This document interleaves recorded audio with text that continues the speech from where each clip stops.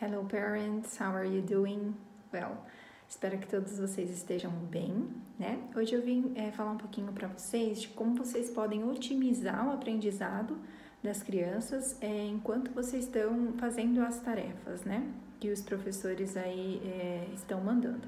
Então, além da atividade em si, a gente na escola existe uma forma, né? Algumas estratégias, algumas dicas que vão otimizar o aprendizado dessa criança e ir para além da atividade, do objetivo daquela atividade, né?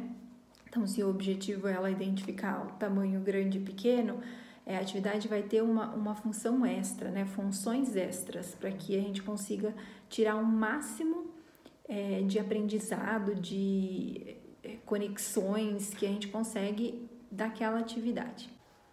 Vamos lá, a primeira dica é, antes de iniciar a atividade em si, a gente deixar as crianças explorarem os materiais que vão ser utilizados.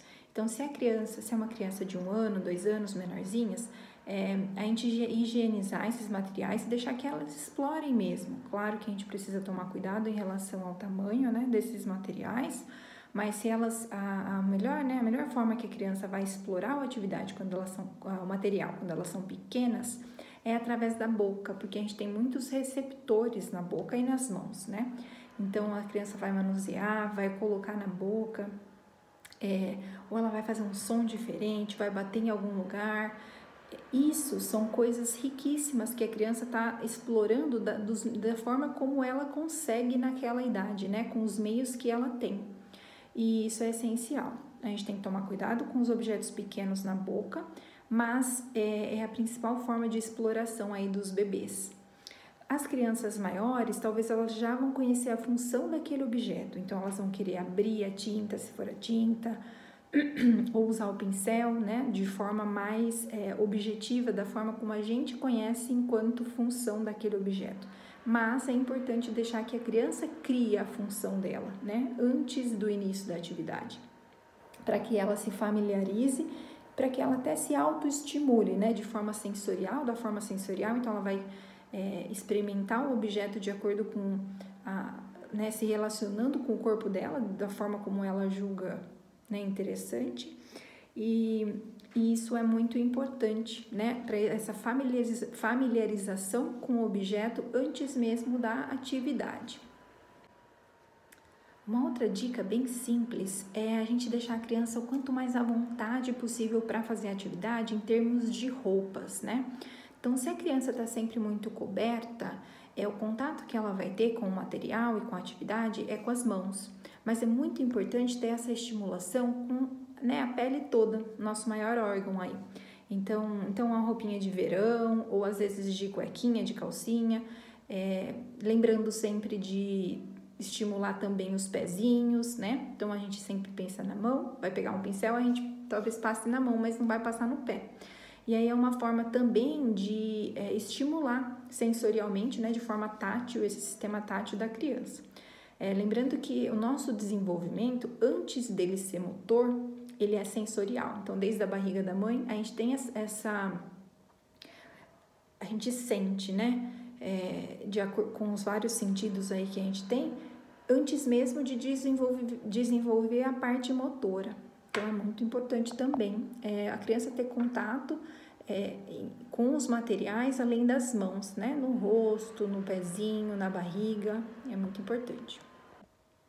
Uma outra coisa que é essencial é a criança ter uma experiência positiva com a atividade, né? Então, se ela está tendo dificuldade, a gente tem que compreender essa dificuldade antes mesmo de deixar com que ela talvez tenha essa sensação de, nossa, não estou conseguindo, a gente intervir e ajudar, né? Ajudar é diferente de fazer por, né? Mas então dar alguns elementos, ensinar mesmo, olha, pega com essa mão, você tem a outra mão, vira o papel para cortar, né? São coisas que para eles, no momento da atividade, talvez não seja tão claro, mas para a gente sim. Então é muito importante. E aos poucos a gente ia esvanecendo essa ajuda. Então, se antes eu ajudava muito, eu vou tentar ajudar um pouco menos, para que a criança consiga desenvolver da forma mais independente possível. Uma coisa que talvez afete isso é o nosso grau de perfeição, né? Para para as atividades. Então, lembrando que o principal atividade, né, o principal objetivo é o meio dela, né, são os passos, é o contato da criança com os pequenos passos, né? Então, se talvez o produto final não tenha ficado da forma maravilhosa que a gente tem esperado, não tem problema, né? É o processo de fazer a atividade, de se envolver com os materiais, de se envolver com a pessoa que está mediando a atividade, né? No momento agora vocês, os pais, e as descobertas que a criança tem nesse caminho, né? Então, abaixar um pouquinho, talvez, o nível de... o que eu espero para a criança, né? Eu não preciso esperar muito daquela atividade, mas que seja feita, né? Que a criança sinta de qualidade, que ela faça parte do processo, tá? A última dica na verdade, é algo para a gente se atentar. É a gente entender que o tempo da criança é diferente do nosso, né? O tempo de latência, o tempo da resposta. Quando eu dou uma tarefa para ela talvez demore um pouco mais para responder.